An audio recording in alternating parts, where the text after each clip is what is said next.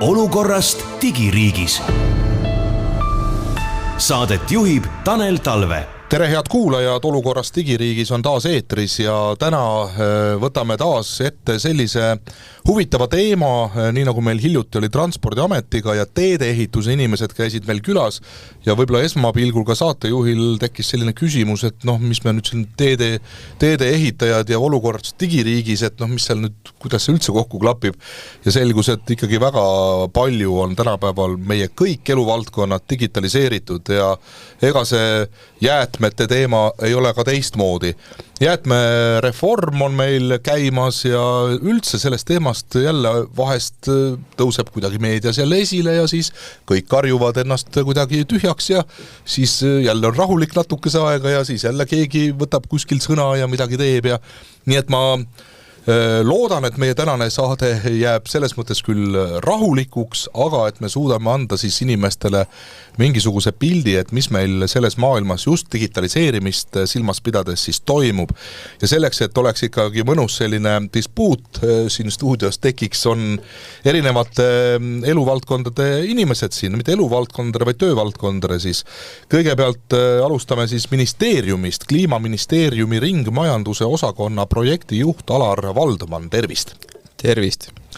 Siis on meil siin Tallinna ringmajanduskeskuse juhataja Rein Kalle. Tervist.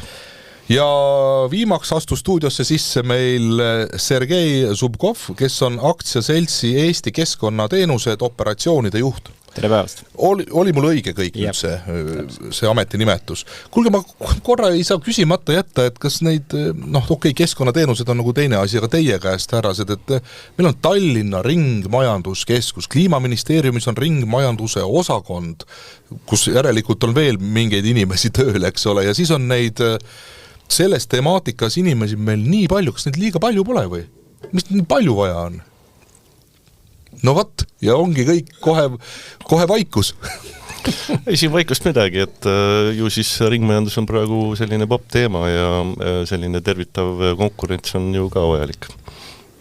Ja nõustun, et teema on keeruline, reform on vaja ära teha, keegi peab need ette valmistama, et vähe küll ei ole. Ma enda poolt lisaks ka, et varem oli üks konteiner iga ühel maja kõrval, nüüd neid on 4-5, keegi peaks seda juhtima ja kindlasti rohkem tähelepanu sinna vaja. Et ätiselt see on kindlasti mõistlik, et rohkem inimesi sellega tegeleb vahepeal, kui kõik on paigas, äkki siis olukord muutub.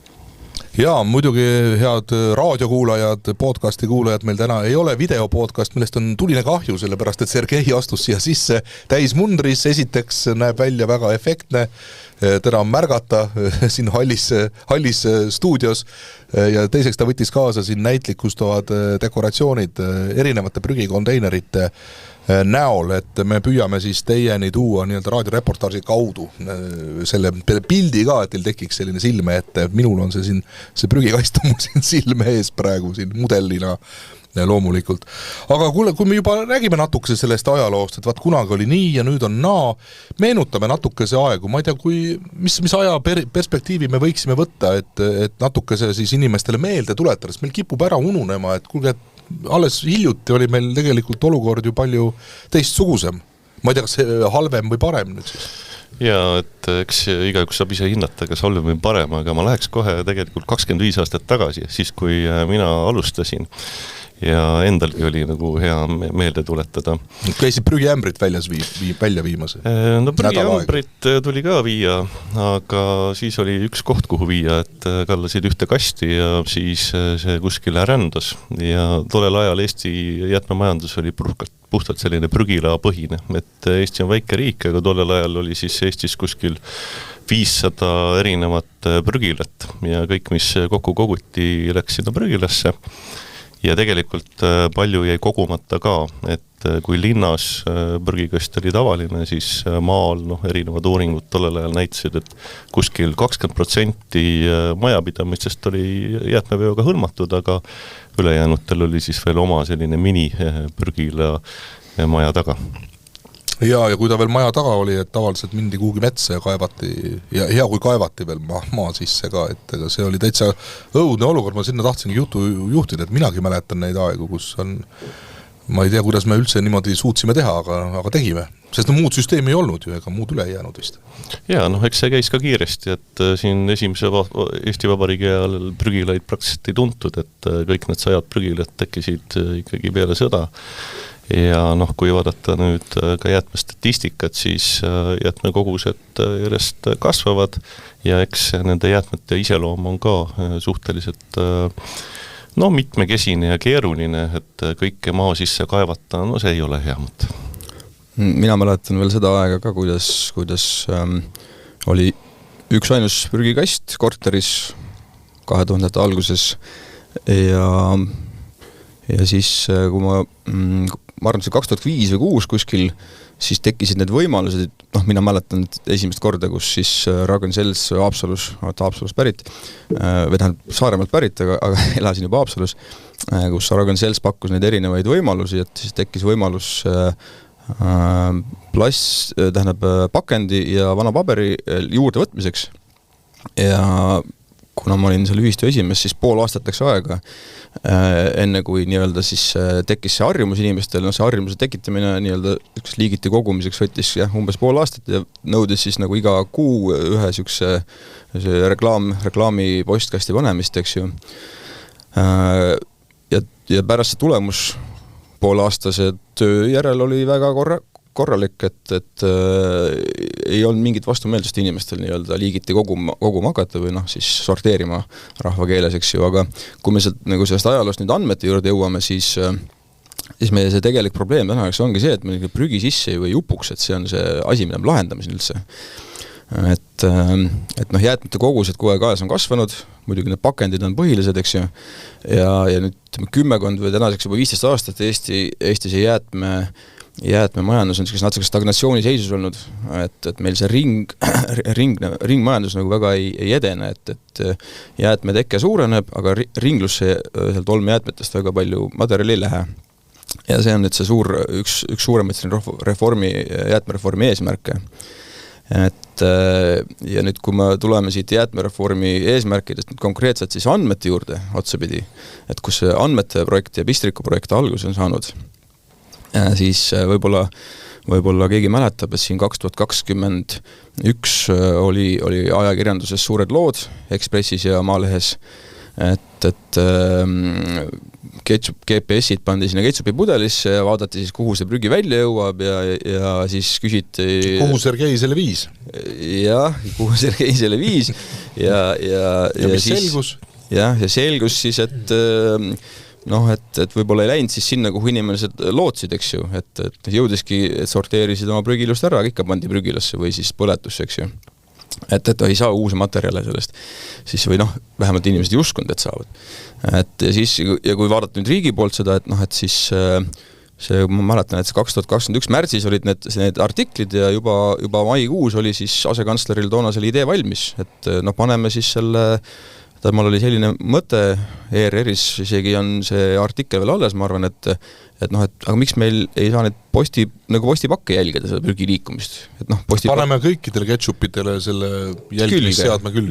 Just. Kõlab odavalt. Kõlab huvitavalt, ütleks nii. Ja tegelikult enne seda muidugi oli Maailmapanga analüüs, et kuna Eestil oli ikkagi olmejäätmete ringlussevõtt oli probleem, et siis päriselt ikka mõeldi ka selle peale. Ja Maailmapank viis läbi analüüsi, jäätmesüsteemi tervikanalüüsi ja sealt tulid ütleme, see oli siis see projekti algus, nii-öelda jäätmeandmete projekti algus ja selle Pistriku nimelise infosüsteemi algus siis. Aga kuulajad nüüd aru ka saaks, et me tõesti räägime täna siis sellisest jäätmeinfosüsteemist, millel on nimeks pandud Pistrik ja see Pistrik vist ei ole ka päris juhuslikult tulnud, sest et senine süsteem, nagu ma aru saan, siis on Kotka nime kandnud siiamaani, et nüüd Kotkast saab Pistrik siis.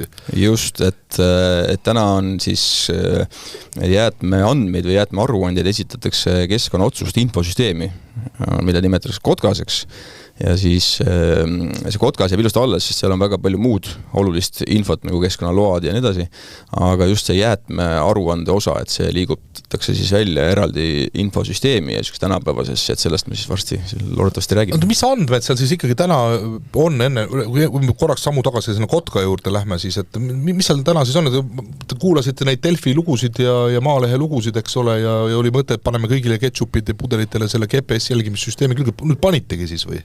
Või mis sellest sai siis lõpuks ikkagi? ei õnneks ei pannud, et nii hulluks see asi ei lähe, et see, aga no toon korra siis nagu tagasi, et kuidas, et me oletame meil see ketšupi pudeli lugu oli, et kui nüüd inimesed olid mures, eks ju, et siis kuidas riik siis mida riik teha sai, eks ju. Et riigile jõudsid sellise jäätme liikumise andmed, jõuavad siiamaani, kuni aasta aega hiljem. Ütleme, et see ketšupi pudel oli seal sees, ja nüüd, kui inspektor tahaks kontrollima minna, siis ta saaks seda teha, ma ei tea, aasta aega hiljem alles, kui andmed nende, ja selline, nii detailsed andmed üldse ei olegi, et täna see jäätmete liikumise andmed tulevad ainult maakonna täpsusega, et riigil ei olegi muud nagu täpsust tegelikult. Et ettevõtetel loomulikult, nendel auto ei saa ju kohale minna, kui ei ole teada see punkt, eks ju, aga riigil ei ole seda andmestikku. Et see Maailmapanga analüüsist tuli välja selline huvitav nagu andmepilt, et kui me võtame, ütleme, et jäätmete liikumisel on 9 punkti, siis riik nägi nendest 9 punktist nagu 3 või andmeid nagu nendes 3 kohas. Ja ütleme, aasta või poolteist nagu hiljem ka lisaks, et jube keeruline oligi midagi ette võtta kui ausule, et selle murega, et läksid valesse kohta, et inspektor, et seda kontrollida aasta aega hiljem, ei ole vist väga loogiline. Ja ma lisaks, et äri poole pealt on ka probleeme, kus tegelikult ei ole reguleeritud mitte kuidagi andmevahetus turuosaliste vahel. Transporti võib osutada üks ettevõte ja jäätmeid võtab vastu käitluskohas hoopis teine ja meil on samuti probleem, et mõnedelt me ei saa andmeid reaalajas, saame järgmise kuu alguses näiteks ja see täpsus on ka nii ja naa, mõnikord need on käsiandmed, mõned on käsikaalud, mõned on pooltargad kaalud, mõned kaalud on digitaliseeritud, aga see tase on väga erinev ja selles mõttes see digitaliseerimise suund on väga hea ja kasulik. Ettevõtetele see peaks aitama vähendama seda raporteerimiskoormust, mis tekib iga jaanuar, sest me peame kooskõlastama teiste turuosalistega andmeid, need raportid esitatakse 2 korda erinevates kohtades ja see mõte, mis on just selle Pistriku registri taga, on päris hea. Ja meil on ju tulekul ka e-veose lehtede süsteem, kus iga üks saateleht, vaatamata sellest, kas tegemist on jäätmetega või kaubaveoga, hakkab olema ühises süsteemis. Ja Kliimaministeerium mõtles välja hea asja, et ühendab Pistriku otse selle süsteemiga ja jäätmevedajad ei pea sellest puretsema, on mul õigus, Alar, sellest? Ja sellised plaanid tõesti on, et siin vist sellest saates ka on räägitud sellest EFTI nimelisest projektist, et see on natuke sellega seotud, et see on küll paari aasta tulevik, eks ju, aga jah, meil on täiesti EFTI-ga liidestamise plaan olemas, jah. Et vähemalt on arvestatud sellega, et see kunagi niimoodi saab juhtuma. Ma küsin, kas teie olete rahul, et selline asi üldse tuleb, sest ma olen tihti kogenud seda, et kui tuleb mingi uus ja selline digitaalne lahendus, et siis teenuse osutaja nagu ei ole liiga õnnelik, et sest et tema jaoks muutub kõik liiga läbipaistvaks. Et kuidagi liiga hästi on kõik näha ja kontrollitav ja nii edasi, et teil ei ole seda muret, et nüüd on... Pigem ma ütleks, et tegemist on sellise valdkonnaga, kus läbipaistvust mõnikord on vaja. Enamus jäätmeveost, kui me ei räägi teedeehitusest, vaid munitsipaaljäätmetest moodustab korraldatud jäätmevedu, ega seal mingisugusi erilisi saladusi ei ole, kuhu need jäätmed lähevad. On arusaadavad hanked, 3 aastaks, 5 aastaks on teada, et võt see piirkond, võt see käitluskoht ja niiviisi need liiguvadki. Ja probleemiks, mida me ja ministeerium lahendab, on ju roheliseks saamise ja ringlusse suunatava sekundaarjäätmete koguse siis suurendamine. Ja kui me seda ei tee, Euroopa Komisjon teeb meile lõpuks trahvi üks päev, aga sellest Alar saab rohkem rääkida natukene, kus tasemel me oleme praegu ja mida me peame üldse saavutama, kui suur on see probleem täna? Ma võtaks selle siis niimoodi kokku, et tegelikult mul on väga rõõm kuulda, et ettevõtted on tegelikult meiega kaasas ja rahul selle, üldises pildis nagu rahul sellega, mida me teeme. Et kui me seda projekti alustasime 2022, siis meil oli kohe algusest peale plaan, et me ei tee seda nagu ise üksinda, sest et riik ei tegele selle igapäevase tööga ja riik tegelikult ei tea täpselt neid ettevõtja nii-öelda, kuidas see päriselt peab käima. Ja meil on nagu kohe algusest on ettevõtted kaasas olnud, et nii-öelda nõu andmas ja me teemegi seda süsteemi või kogu seda andmevahetust nagu selle järgi, et kuidas ettevõtte äriprotsess käib. Et kui tema oma äriprotsessis toodab andmeid, et siis need samad andmed kohe sobiksid, et ta toksib oma süsteemi ja teeb upmajutuse ja need on siis riigil, eks ju, et ei ole mingit topelt sükest tegemist, nagu täna käib. Ja ütleme kokkuvõtte jah, et sellest kui ajaloo kokkuvõtte, siis et tänane see andmehalduse süsteem on seda ajale jalgu jäänud, ütleme siis niimoodi sellele asjale. Aga kas see tähendab nüüd seda siis, et kuidagi see kvaliteet muutub selles mõttes paremaks, et ega see andmebaas ja tarkvard võivad olla ju kui head ja toredad tahes, aga lõpuks kõik ju taandub sellele, kui kvaliteetsed need andmed on, mida siis üldse kokku kogutakse, et kas need andmete kvaliteet sealt algusest ka kuidagi muutub või seal, et kas midagi nagu selles osas läheb ka paremaks? Ja et seal on, me oleme siin äriprotsesside sisse vaadanud, nagu me mitte lihtsalt ei tee, et me teeme süsteemi, vaid selle süsteemi nagu enne, kui me selle süsteemini jõuame, enne me vaatamegi, et kuidas see päriselt käib, millised andmed, siin ongi see riigi, või miks ta nii kaua aega võtab ka, et nagu ma arvan, siin podcastis ja mujal ka on räägitud, et kõige keerulisem ongi selle äri selgeks tegemine või kogu nende detailide. Et kui ma olen üks ettevõte, siis on mul lihtne, eks ju. Ma teen nagu süsteemi enda järgi. Riigi vaates see on kõige keerulisem, et siin me peame ju tagama süsteemi, mis vastab nagu kõikide ettevõtete vajadustele. Ja tõesti siin on andmest nagu kokku lepitud standard peab siin taga olema, et see loomulikult on. Me ei saa nüüd väita, et see, mis täna tehtud on, et see nüüd 100% nüüd nagu nii jääb, et meil võib tulla, paneme selle süsteemi töösse ja tuleb keegi teeb mingi innovatsiooni, ütleb, et tema tahaks natuke teistmoodi, siis me peame loomulikult kohendama hakkama, aga jah, et see on kokku lepitud meil täna see andmekoosseis ja standard, et see on selle alus. Jah. Aga tavakuulaja jaoks ma ütleks, et see eesmärk on see, et ta lugib sisse, ma ei tea, kuhu, kas Eesti eesse või siis Pitrikusse ja näeb, kui palju tema jäätmevaldajana on ülejäänud jäätmeid. Just. See on väga huvitav, muidugi jah, ma püüan nüüd ette kujutada, et kuidas need andmed siis ikkagi kätte saadakse, et kas siis kaalutakse kuidagi lihtsalt need erinevad kastid, mis meil siin laua peal tänagi on ära ja siis selle järgi arvutatakse midagi, sest tegelikult võib ju mõni loll panna ju, eks ole, paberi ja papi hulka ju mingid olmejäätmeid ja muud sellist jama ka, eks ole, ja siis ma ei tea, viskan sinna 2 telliskivi ja siis kaalute ära ja mõtlete, et jube ägedalt pappi oleme kogunud, aga tegelikult on kivid, sest saate aru, mida ma mõtlen, et see sama andmete kvaliteet, et kuidas seda tagatakse ikkagi, et on õiged numbrid tulevad, selle õige pildi saame ette. Et kas see Pistrik midagi selles osas ka nagu aitab kaasa või? Iseenesest seda põhimõtted, kuidas kilod siis üleandini jõuavad, Pistrik ei muuda. Enamus kaaludest, mida tavaline prügiauto, mis korjab teie kodust jäätmed, ta läheb kas ladestuskohta, prügilasse või põletustehasse, läheb kaalust läbi ja tuleb mingi kaal 5, 6, 7 tonni. Seda jaotatakse proportsionaalselt konteinerite mahu järgi siis nende klientide vahel. Selles osas midagi erilist ei muutu. Pärnus oli üks eksperiment, kus hankes oli sees kaalumine koha peal, see vajus läbi, sest see teenusepakkuja, kes on hanked võitnud, loobus lõpuks sellest.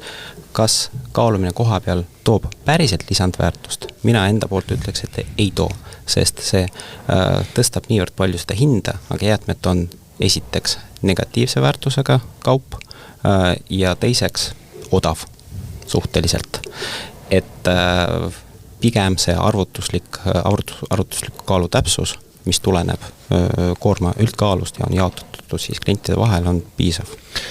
kohalik omavalitsus on kogu selles järjekorras siin ju ikkagi väga olulisel kohal, eks ole, et ei ole ju ainult nii, et on mina, kes ma seda solki toodan, siis Sergei veab ära, eks ole, ja lõpuks kuskile riik midagi teeb, et seal vahel on ikkagi omavalitsused.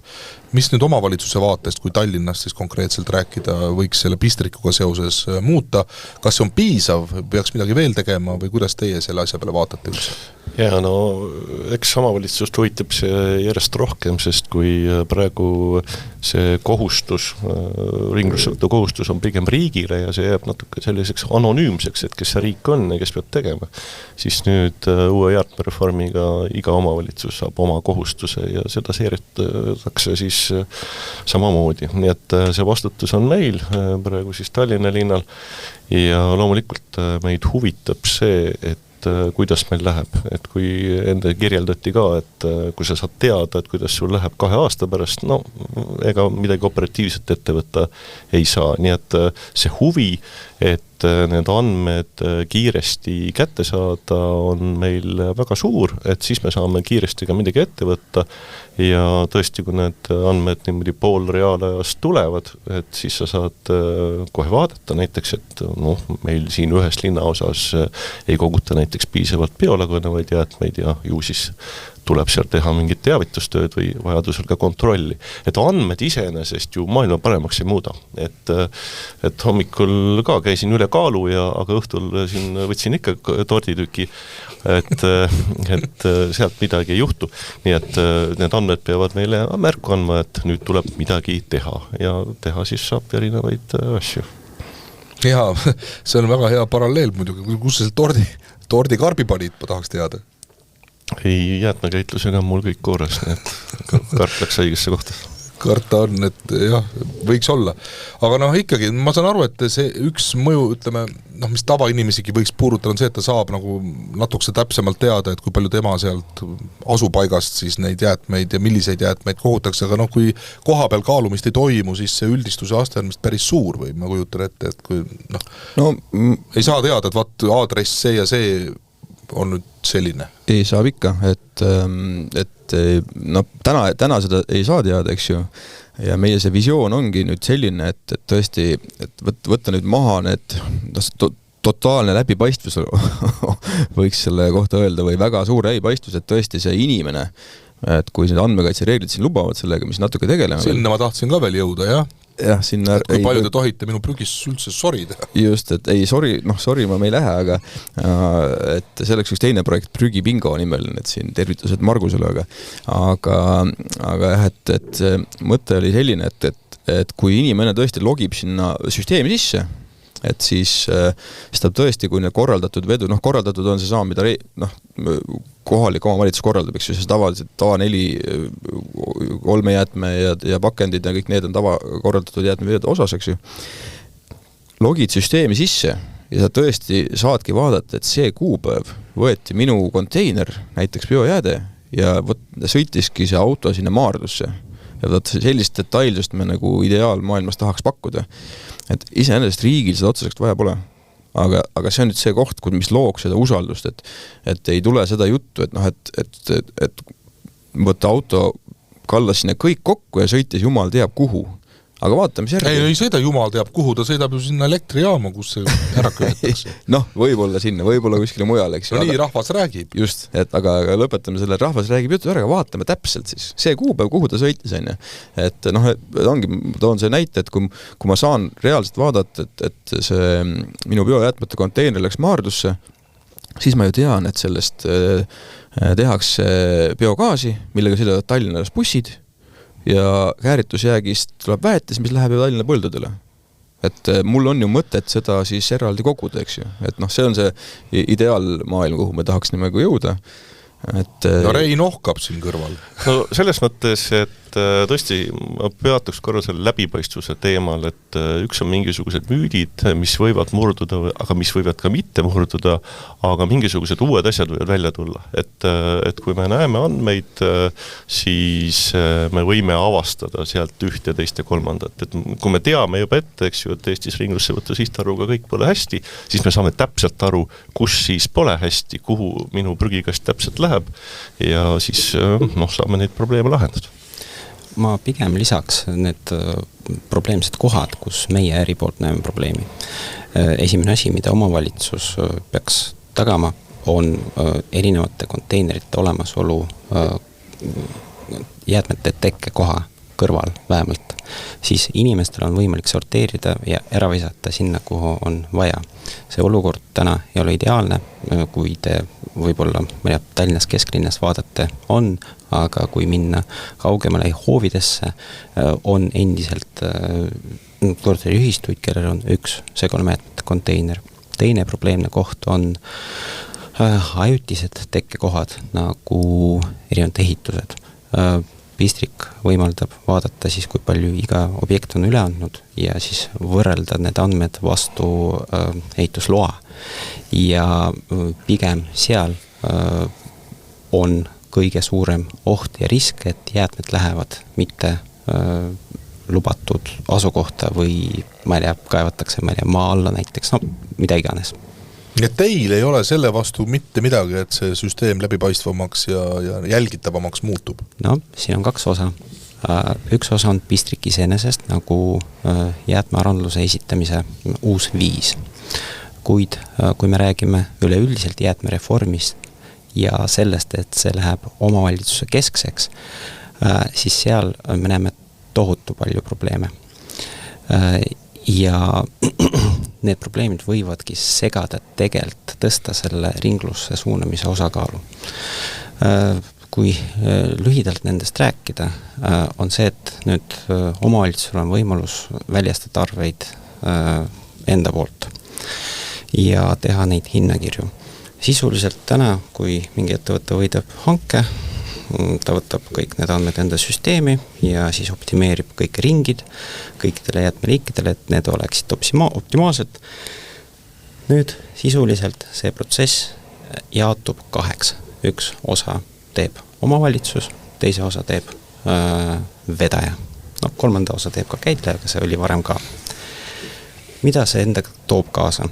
Sisuliselt omavalitsuses peab tekkima enda klienditeenindus, enda raamatupidamisosakond või selle osa peab tekkima enda infosüsteem. Ei ole mingisugust aru saama, kelle infosüsteem hakkab suhtlema selle pistrikuga. See ei ole kusagil arutatud, ei ole mitte kusagile kellelegi öeldud isegi. Ja me prognoosime väga suuri probleeme esimese hanke käivitamisel. Siis tekib olukord, et kõigepealt võivad tulla erinevad vedajad erinevatele jäätmeliikidele. See ei võimalda hästi optimeerida need veoringid. See endaga toob kaasa hinnatõusu, võib-olla järsku hinnatõusu, sest kõige parem näide on kahekambriline auto ja segalmeetmete vedu koos biojäätmetega. Kui piirkonnas võidab hanke segalmeetmetele üks ettevõte, biojäätmetele teine ettevõte, see logistika on 1,5 korda vähem efektiivne kohe ja sisuliselt nüüd klienditeenindus peab olema igas ilmselt omavalitsuse enda oma ja kui palju erinevaid süsteeme erinevad omavalitsused tahavad luua ja kui palju integratsiooni nad pistrikuga peaksid looma. Ehk see kõik tekitab olukorda, kus nii vedajad peavad integreeruma enda süsteemid erinevate omavalitsustega, kui ka omavalitsused peavad paigaldama endale erinevaid süsteeme. Ehk lisaks pistrikule tuleb, 5, 10, 15 erinevat süsteemi, uut teenusepakkujaid, seal on arendustiimid taga, nad kõik tahavad raha selle eest ja kõige halvemal juhul me võimegi näha, et hinnad, 2-3 kordistuvad jäätmete vedudele. Jaa, mulle lihtsa inimesena tundub, et ega jälle, kui on palju pakkujaid, ei tohiks väga halb olla ju. et ma saan aru, et on ettevõtte huvides ka, et ei oleks liiga palju neid, kes sama teenust pakuvad, aga palun, riigil on näpp püsti. Jah, et siin peab natukene jäätmereformilt üldiselt rääkima, et Sergei adresseeris nagu ettevõtte vaatest võimalikke nii-öelda riske, eks ju, aga kui me reformi üldiselt vaatame, siis võtame kõigepealt tavainimese seisukohast, siis täna ongi, nagu siin välja toodi, nii-öelda, et võib-olla kuskil piirkonnas on väga hästi, teises kohas on teisiti, et see tavainimese vaatest on ikka, ma ammu juba ootan, et see ära tehtaks, et meil on nagu üks ja selge reeglistik, et ma ei pea mõtlema, et ühes Eesti otsast teen ühtemoodi, teises teistmoodi, et meil on asi lihtne ja loogiline, et igal pool, kuhu ma Eestis paiknen, ma tean, mitu liiki mul neid prügikasti peab olema või mitmeks ma pean seda koguma või sorteerima ja see saab nagu korda, et saab selgemaks inimestele ka, et muidu on ühes kohas ühtemoodi, teises teistmoodi. Aga sellest ei ole mitte midagi reformis kirjutatud. Reform võimaldab viia läbi hankeid omavalitsustel ja nad ei pruugi teha omavahel koostööd, et need reeglid ühtlustada. Täna iga omavalitsus paneb hanke dokumentatsiooni seda, mida ta peab oluliseks. See on vabadus. Me oleks väga õnnelikud äri poole peal, kui tekiks olukord, et üle riigi on ühtne hangete süsteem koos ühiste reeglitega, aga seda uus reform ei lahenda nagu tänane süsteemgi ka ja kõik.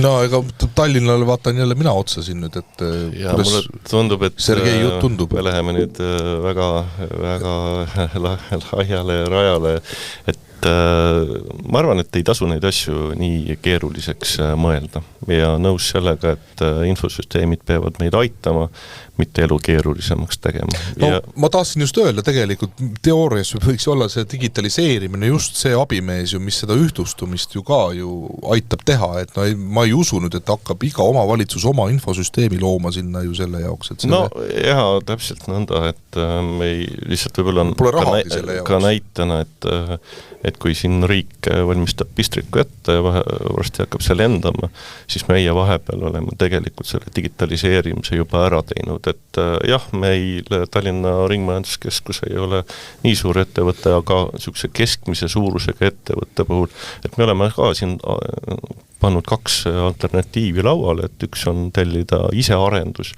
aga oleme jõudnud sinna välja, et analoogseid lahendusi on Eesti turul juba olemas ja oleme välja valinud teenuspakkuja ja tegelikult juba selle digitaliseerimise oma ettevõtte sees ära teinud, et ma võin mobiili välja võtta ja ma näen, kus mul autod liiguvad, milliste koormatega, palju nad kaaluvad ja tegelikult ega seal suurt midagi teha ei ole, ühendada see pistrikuga ära ja meie andmed liiguvad sinna, et kui varasemalt minu keskkonnaspetsialist pidi neid andmeid toksima ühest tabelist teise ja see võttis kohutavalt palju tema tööaega, siis ta saab midagi muud teha. Jah, et ega neid ülesandeid on ju siin ringmajanduses oluliselt rohkem kui selle statistika kokkupanemine. Aga ma korraks ikkagi ei saa kiusatusele vastu panna ja küsida, et mis teil Tallinnas viga rääkida, rikas omavalitsus, eks ole, aga mis need teised teevad, et kas need ka jaksavad siis endale neid infosüsteeme rentida või osta või et siin võib tekkida ikkagi olukord, kus siis lõpuks ikkagi maksavad küll ja keeratakse ju lihtinimese kraesse kõik. No ma olen ise väiksest omavalitsusest pärit ja päris palju seda poolt ka näinud. Et on võimalik ikkagi. Jah, aga võib-olla tõesti see kohaliku omavalitsuse koostöö, et ega väiksed üksinda ei jõuagi, et kui sul on seal üks keskkonnaspetsialist, siis tema üks ei jõuagi, aga Eestis on praegu tekkinud päris selliseid toimivaid koostööorganisatsioone ja ma arvan, et see ongi lahendus, et kui me vaatame naaberriiki Soomet, siis seal on see koostegemine väga levinud. Eestis millegipärast veel hoogu pole sisse saanud, aga viimane aeg. Igal juhul selle pistriku süüks ei saa vist ikkagi midagi selle koha pealt panna, et see pigem ikkagi annab uusi võimalusi ja lahendusi, et see ise asi on võib-olla teise saate teema, et kuidas neid koostööd ja asju siis osatakse ja tahetakse korraldada. Aga see digitaliseerimine jäätmemajanduses on ikkagi üldiselt ju positiivne asi. Ma arvan, et sellega me oleme vist nõus. Ja see on hädavajalik tegelikult, kui algul oli ka siin küsimus, et kas neid inimesi, kes selle valdkonnaga tegelevad, on äkki liiga palju, siis tegelikult inimeste leidmisega ja inimeste palkamisega on ju päris keeruline, et inimtööjõud muutub järjest kallimaks ja peame järjest rohkem mõtlema, et millised tööd saab siis automatiseerida. Robot ära teha ja tarkvara ja siin meil ka näide, et Ringmajanduskeskusest, et näiteks me oleme esimese oma jäätmejaama digitaliseerinud, et ise saad kirja panna kodus, et millised jäätmed sa tood, et läheb kohe andmed arvutisse, paned autonumbri ka ja värav tuleb ise lahti ja ongi lihtsam ja odavam. Nii et selliseid nutikaid lahendusi juba on olemas ja kindlasti tuleb juurde. Kui mina küsin täitsa tavali inimesena jälle oma külas olevate prügikastide või konteinerite kohta, et kas kuidagi neid endid ei saa siis nutikamaks ometi teha, et oleks kuskil teil teada, millal tulla üldse võtma. Sest ma saan aru, et on need mingisugused kohustuslikud ringid või mingid loogilised ringid on enam-vähem mingi asja järgi paika pandud, aga tihtipeale on seal ikkagi nii, et kas uputab üle ääre või siis tuleb auto juba siis, kui on alles pool konteinerit täis. Et ma ei tea, mingi nivoo andur või ja ma ei tea, liiga palju tahetud või? Ja mul on telefonis teine äpp, kus ma näen konteinerite täituvust. Praegu on küll pigem selline pilootprojekt, et meil on linnas riidekonteinerit ja seal ongi andurid sees ja need andurid siis annavad märku, et kuna kast hakkab täis saama tundub ju loogiline, eks ole, siis saab minu väheste teadmiste järgi seda logistikat ka ju palju paremaks ja efektiivsemaks, et see auto ei sõida asjata või ta tuleb ikka äkki natukese varem. Muidugi seal on palju muid asju ka, eks ole, taga, et ega ta ei tule varem, kui ei ole vist kokku lepitud teatud tihedust või ühesõnaga, et kas selles äriloogikas ka mingid muutusi, need samad digilahendused võiksid nagu kaasa tuua? Andurid on suurepärane lahendus suurte konteinerite jaoks, kus auto tuleb ja võtab peale ühe suure konteineri. Ja seal see võimaldab hoida kokku raha, tõsta konteineri täituvus, et ta ei uputaks ja korja oleks õigel päeval. Kuid, kui me vaatame munitsipaaljäätmete teemat ja linna olukorda, siis andur versus ilma andurita on sama asi nagu liinibuss versus takso. Kui auto ei käi sellel tänaval iga päev, sellest andurist eriti pole majanduslikult kasu. Võib-olla kliendid alguses on, aga lõpuks, kui kõik hakkavad tellima autod, siis kui nende konteiner täitub, mina esmaspäeval, sina teisipäeval, teine kolmapäeval, aga muidu auto on käinud korra nädalas siin, siis kogu see ärimudel läheb mitmekordselt kallimaks. Sama asi on ka tegelikult maapiirkondadega, seal võib olla mõneid ringe, on mõtet planeerida nende andurite andmete abil, aga süsteemina, kus kui konteiner täitub ja homme, ja see konteiner ei ole suur, ta on väike, mõeldud ikka ringkogumisse, see majanduslikult ei ole toimiv asi. Et riigi poolt täiendaks jah, et see anduri küsimus on nagu logistika optimeerimise küsimus ja me väga suure hea meelega jätame selle ettevõtet lahendada, see ongi nende lahendada. Küll ma saan Pistriku poole pealt juba öelda, et me tõesti oleme arvestanud selle kaalupõhise nii-öelda lähenemisega, et Rootsis näiteks hästi palju kasutatakse, et kus siis tõesti iga konteiner nagu tühjendamise ajal kaalutakse 1 kilo täpsusega näiteks seal ja inimene maksab siis selle kilode pealt, et me oleme nagu seal äriprotsess või see loogika on meil seal sees, küll mitte detailides selles mõttes, et seal arvatavasti tulevad igasugused veel detailid mängu, et põhimõtteliselt meil on see täna juba nagu arvestatud ja tehtav. Aga kuna Eestis ei ole ühtegi tegijat, kellega me saaks arutada neid detaile, näiteks seal konteineri mingi idee ja mis niisugused detailiks, siis me ootame, kui see huviline tuleb ja siis me saame edasi vaadata. Ja see digitaliseerimise, toon veel näite, mida ta tavainimese jaoks, mis meil siis nagu see Pistrik ja see nagu juurde võiks anda, et täna näiteks on kuhu viia kus on, ma ei tea, paar aastat nüüd on nii-öelda seisab, eks ju, kuna see oli tohutu käsitöö, oli seda nagu elavan hoida. Et kes iganes nüüd tahab näiteks oma äppe tulla looma sarnaseid, et siis meie nüüd see Pistriku projekt nagu võimaldab, et me need registrid või need andmed siis, kus on ametlikud loastatud jäätmekäitluskohad, et kui täna keegi pidi käsitsi kuskil sinna kuhu viia taustal toksima sisse, et kuhu mida viia saab, siis need on meil nii-öelda masinad saame suhtlema panna omavahel, et näed, siin on need loaga kohad, seal on need jäätmeliigid lubatud, isegi need kogused, piirkogused on mingid ette antud, juba me saame nii-öelda pakkuda seda võimalust, et keegi erasektorist tuleks ja teeks oma ägedaid äppe siia peale, eks ju. No siin ongi hea öelda, et tegelikult Tallinnas on ka jäätmevaldkonnas väga palju selliseid innovaatilisi projekte ja üks projekt, mis startis just selle kuu algul, on uus äpp, mis kasutab siis AI abi, et teed asjast foto näiteks sellest pudelist, mis siin laual on, ja ta soovitab lähimaid jäätmekäitluskohti ja kui saab pistrikuga ära ühendada, siis on see äpp ka jällegi parem. See täitsa toimib juba siis või? Jaa, see on testimise järgus, nüüd esimesest hakkas testimine pihta ja siis... Muidu, kuidas testimine läheb, et ma olen selle AI-ga siin müranud ka mõnuga, et ta ikka paneb veel kenasti pange. Selles mõttes, et ma ei tea, kuhu ta selle pudeliga saadab mind. Ja ma tegin ka ühe pildi korduskasutus topsist, aga arvas, et pabertops on ja saatis paberikonteinerisse, nii et eks see aega peab õppima. Ei, eks see võtab aega, aga küllap ta ühel hetkel muutub juba nii palju usaldusväärseks, et on tõesti abiks. No jaa, et me peaks olema võib-olla julgemad ka ja võib-olla mitte mõtlema nagu nendele lahendustele, mis praegu on, et mingi auto sõidab ringi ja kas sinna saab anduri. Et kui jällegi minna korraks üle lahe, et siis kohe sadamast Helsingist laevalt maha minna, et siis on uus elamurajoon ja seal ei sõida mingisugused prügiautod ringi, et seal on maa-alune süsteem, eks ju, mis kogub linnast jäätmed kokku ja jällegi kõrgtehnoloogia.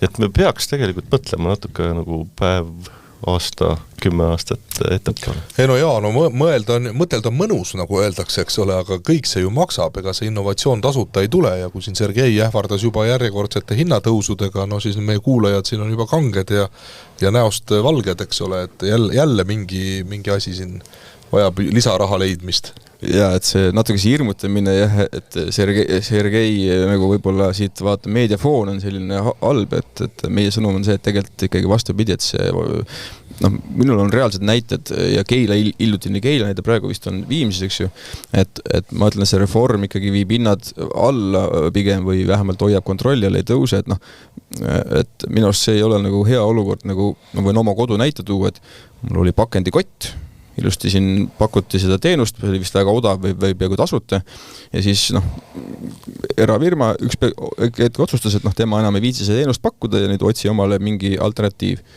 Küll Eesti keskkonnateenused aitas hädast välja, eks ju, maksis mulle vist 4 eurot kuus, eks ju, aga ikkagi parem lahendus, eks ju, kui lihtsalt nüüd korrata see 140 kott täis, minna linna peale sellega otsima seda konteinerit ja tavaliselt, kui sa selle kohale jõuad, siis sa ei saa see 40 kuskile panna. See on need väiksed augud, hakkad sealt sisse tühjendama seda või on see üldse nii täis, et sa ei mahugi sinna, et just see, et me teeme selle päriselt inimese juurest selle koht kogumise, igaüks saab oma maja juurest konkreetselt 4 või 5 liiki ära anda, kõigile üks selge lihtne loogika ja mõistliku hinnaga, et see hinnatõusu jutt, no mina seda ära ei osta. Aga kuidas ei osta? Kui omavalitsuses tekivad uued ametikohad, tuleb arendada uusi tarkvarasid, omavalitsuste jaoks tuleb vahetada andmeid omavalitsusele ja siis vedajatel. See kogu süsteem, lisaks sellele, et hanged erinevatele jäätmeliikidele on eraldi, ringid on vähem optimaalsem, kogu see põhimõtteline skeem on kallim ju. No esiteks on, ma arvan, et kõik omavalitsused ei torma seda oma süsteemi tegema, siis tegelikult jääb ka tänane süsteem alles. Et ta saab selle osta sisse teenuse pakkujalt, et see jääb alles, keegi kuskil ära ei kao. Loomulikult, Rein ja Tallinn tõenäoliselt on suured ja rikkad, nemad võivad oma süsteemi teha, ja nagu täna praktika näitab, siis täna mingi 95 või 6% omavalitsusi on tegelikult ühe süsteemi kasutajad. See on nendel üks süsteem tegelikult. Et ongi üks teenuspakkuja, see on küll natuke kõlab monopolile, aga järelikult on hind piisav ja ei ole ülemäära kallis neile ja saadaks nagu hakkama. Et jah. No mida Tallinn arvab ikkagi? No Tallinn pigem läheb seda teed tõesti, et mingisuguseid täiendavaid ametikohti palkama ei hakata, et pigem ikkagi just sellised nutikad digitaalsed lahendused, jah, mille juurutamine võtab aega ja võtab ka raha, aga tulevikus ikkagi teenib ennast tasa. Nii et loomulikult igast asja saab teha ju kallilt ja saab teha mõistlike kuludega, et mõtleme need asjad korralikult läbi ja teeme, mitte et ärme oleme hirmunud, et läheb kalliks ja me ei tea, mis saab. Aga kui päris numbreid võtta, siis ma suurusjärkusid, kui oletada peast, Tallinnaga tegeleb kõikidel teenusepakkujatel, kes viivad jäätmeid Tallinnas 10 klienditeenindat. Kuidas Tallinn ilma nende ametikohtadega saab, kui Tallinn peab väljastama arveid, suhtlema klientidega, teenindama kliente koha peal, kas need aurustuvad kuidagi või AI asendab homme neid ära, kuidas see on võimalik üldse üle võtta tegevusvaldkonda ilma ametikohtade loomised? Sergei, ega võib-olla ta ei võta üle, et ta tellib sinu käest jätkuvalt edasi. Ta ütles, et me teame, et võtavad. No ühesõnaga siin ikkagi on veel küsimusi ühelt poolt, teiselt poolt ja kolmandalt poolt ja eks sellega on ka see, et igaüks seisab ikkagi enda vaate eest, et siin tasub leida, ma väga loodan, et te härrased leiate siin omavahel kõik kompromissi ja et pärast ei ole ikkagi see lõpptarbija, see lihtne inimene ikka see, kes jälle saab vastu püksa ja maksab aga jälle juurde ja siis on jälle, minu loogika talupoja mõistus ütleb, et digitaliseerimine ja automatiseerimine peaks inimtööjõudu vähendama ehk ka kulusid kokku hoidma, sest kõige kallim asi siin maailmas on ikkagi inimtööjõud. Et ma väga loodan, et see pistrik, millest me täna siis rääkisime siin, on ikkagi samm selles mõttes õiges suunas, nüüd on ise asi see, et kuidas seda kõike hakatakse siis nii-öelda kasutusele võtma ja mismoodi ka kohalikus omavalitsuses võib-olla on ka teadmiste tase, teadlikkuse tase, et ega see on ka meil omavalitsust erinev ju. Jah, et praegu ongi aasta aega, tegelikult on aega veel, et siin jäätmereform läheb 3. lugemisele 9. detsembril alles, et siis on 2027 ta käivitub see pistrik, et meil on tegelikult ettevõtetel ja omavalitsustel on ja riigil samamoodi on aasta aega veel nagu ette valmistada seda, et siin on ja teine mõte siia juurde siis, et aasta on aega, see tuli endalegi ootamatult praegu, et ma saan aru, et võttis nagu isegi korraks hinge kinni. Et kuidas see nüüd nii, meil on Eestis tehakse midagi nii pika ettevaatamisega või? Muidu öeldakse, et homme on käibemaks hoopis teine ja tehtud. Et selles mõttes, et ettevõttele tuleb anda see aega ja ma arvan, et ei tasu karta, nagu Rein ütles, et muidu me suremegi sinna hirmu otsa ära ja midagi tehtud ei saa, et Reinul on minu arust hea kogemus oli seesama e-veose lehe kasutusele võtmine, et võib-olla Rein saab korra et hirmud on, et ma suure ettevõtete üle ei ole nagu küsimust, me oleme siin täiesti kõik ühisel meeles, et see pistrik Rega, EKTL, Ragn-Selsil ja teistel suurtel nagu kindlasti vähendab halduskoormust oluliselt, et siin oli jutt sellest, et kas inimtööjõud, eks ju. Et ma arvan, me oleme ühel meelel, et see nagu see krumal käsitöö kaob ära. Aga just nagu see väikeste osas on see mure, ja ma saan tegelikult väga hästi aru, et me tegelikult natuke nügime, et see sunnib natukene, nagu me nügime ettevõtteid digitaliseerima, eks ju. See tähendab tegelikult oma äriprotsesside ülevaatamist, efektiivsemaks tegemist, tootlikumaks muutumist, eks ju, aga võib-olla seda väikest nügimist on vaja, et toetust ka pakutakse tegelikult, kõik pakub sinna juurde toetust ka, eks ju. Aga võib-olla, ma ei tea, kas Rein saab korra lühidalt rääkida, et kuidas tal see hirm oli, et e-veose lehe kasutusele võtmine, et tal oli ju mõned aastad tagasi, kõik oli veel see veose värk oli paberil, et mis see nagu tähendas? Ja eks see oli ka tegelikult ju pistrikust, kes pidi tulema natuke kiiremini, kui ta praegu nüüd tuli. Et me teadsime, et me peame osalehtedele üle minema. Ja kui meil tõesti see arvestus käis väga sellisel iidsel kombel, et autojuhtide käes olid sellised paberlehed ja pastakaga märgiti sinna, et mis jäätmeid veetakse ja mitu kilo ja siis võeti alkiri sellelt vastuvõtja juurest ja siis anti nad siis kord kuus keskkonnaspetsialistile, kes siis toksis nad järgmisesse tabelisse ja siis kui tuli aeg esitada jäätmearuanne, siis toksiti siis infosüsteemi, nii et väga iidsel kombel ja ma arvan, et me tegime selle väga kiiresti ära, et autojuhid said koolituse, said väiksed arvutid ja siis, eks ta algul võttis, aga natukene harjutamist. Nüüd ei kujuta enam keegi ette, nüüd ei kujuta ette, et meil omad inimesed ütlesid, et miks me seda varem ei teinud, et nii lihtsaks.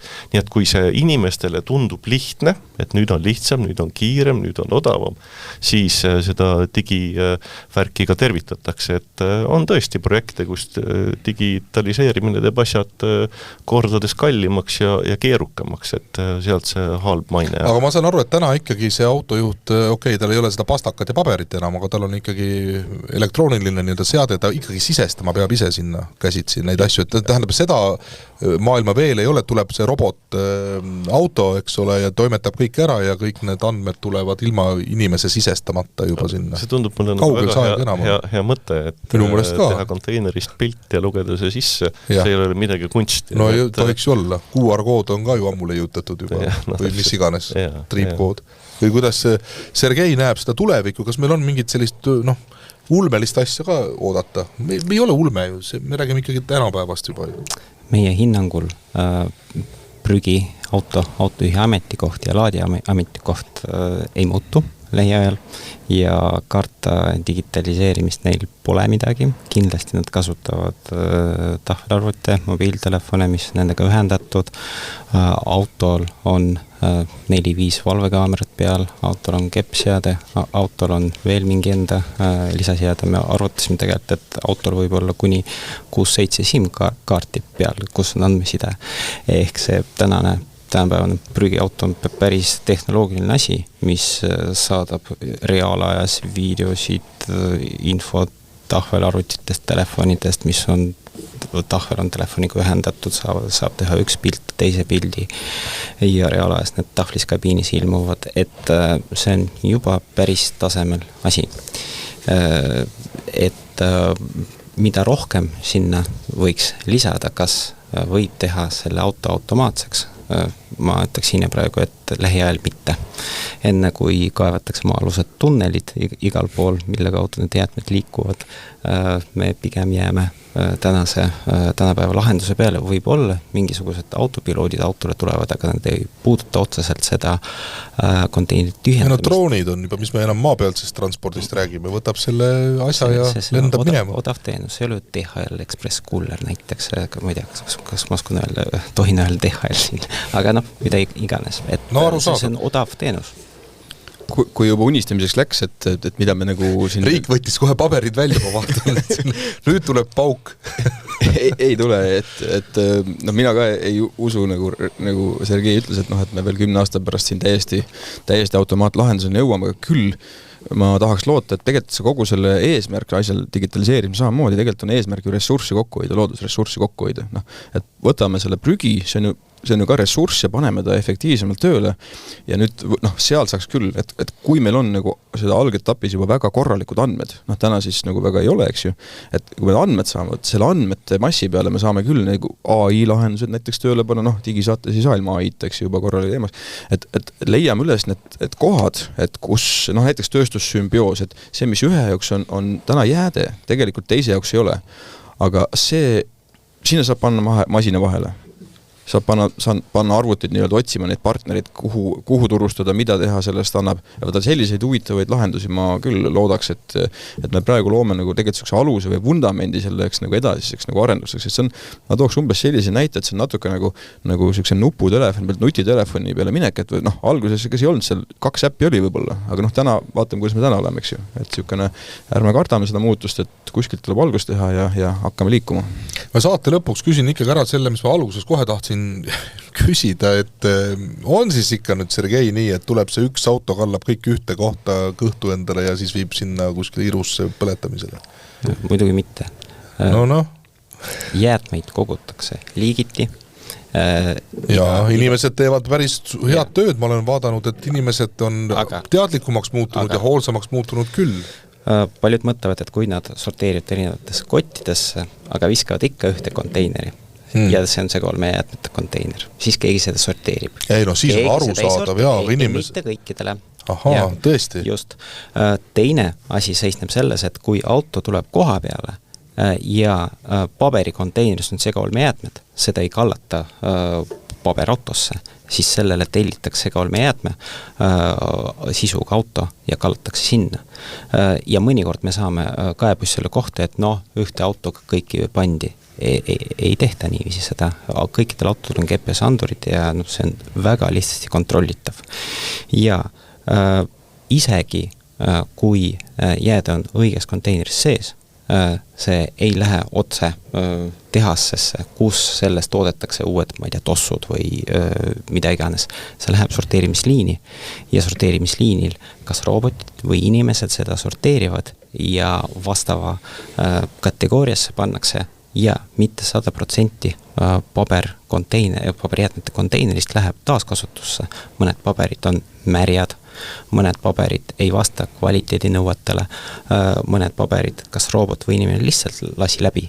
Ehk kui keegi paneb GPS-anduri konteinerisse ja see järsku jõuab põletustehasse, ma ei ütlekski, et see on nüüd kuritegu. See ei ole pahatahtlik, vaid see on paratamatus mõnikord. Ma pakuks välja, et kui panete 10 andurit ja erinevatesse, ma ei tea, plastpakenditesse ja tuleb vaadata, kui palju 10 jõuab kuhu. Minult ka tegelikult küsitakse seda sama küsimust hästi palju ja mulle ei meeldi tegelikult inimesi ümber veenda. Ma ütlen selle peale, et kõigil on taskus telefon, et kui te sellist asja näete, just tehke pilt ja saatke Keskkonnaametisse. See on ju hea soovitus, et tõesti siis on mingid füüsilised nii-öelda tõendid ka olemas, mitte ainult jutt või linnalegend või külalegend, siis oleneb, kus keegi elab, aga ma usun, et see ei ole, aga see, et meil ei olegi ju Eestis tehast, kes teatud asju üldse ümber töödelda suudab, mis nendest jäätmetest siis ikkagi saab? Ma ei tea, plastist on siin ju juttu olnud, et kes seda ümber töötleb, kus kohas? No täpselt et läheb ikka põletus. Et sageli seda üteldakse ka, et meil pole veel tehast ja ei ole piisavalt tootmisvõimekust. Selle peale saabki ütelda, et me peame kuskilt pihta hakkama, et paralleelselt nagu luua sellist süsteemi, meil on täpselt sama palju jäätmeid kui ühe tehasele või 10 tehasele jagub, seda pole võimalik teha, eks ju, et võib-olla mingil hetkel ongi jäätmeid rohkem ja tehaseid vähem, aga siis võib tekkida olukord, kus on tehaseid liiga palju ja jäätmeid liiga vähe, nii et hakkame nagu kuskilt nagu minema ja mitte nagu ainult räägime, et tuleks teha nii ja tuleks teha naa ja see võiks teha tehase ja see võiks teha kogumise, et hakkaks nagu kuskilt otsast pihta. Minul on soe soovitus, et hakkaks hoopis sellest otsast pihta, et me võimalikult vähe neid pakendeid ja prügi toodame üldse ja ostame ja nii edasi, et kas mingisugune äpp või digilahendus riigil on ka selles osas plaanis, mis selle, või mingisugune seadus, et ei tohi seda jama kokku osta. Ma olen pakkunud, et tegelikult iga inimesel oleks selline limiit, et näiteks, et 0,5 kilo jäätmeid päevas võib tekitada. Ja siis tekkis selline turg, et kui sul jääb limiiti üles, sa võid seda nagu börsil müüa ja vastupidi, eks ju. Geniaalne idee ju. Vaata, kus hakkaks asjad toimima. Raha paneb rattad käima ju. Ja samamoodi toimub praegu see etsiturg, eks ju. Et kasvuhoonegaaside kaubanduse turg, eks ju. Just, samal põhimõttel siis oleks. Ja midagi tuleks ette võtta, sest ma hiljuti ostsin poest, ma olingi Londonis, täiesti tsiviliseeritud riik, eks ole, ja kõik. Ja oli vaja seda adapterit osta, et ma unustasin maha selle koju.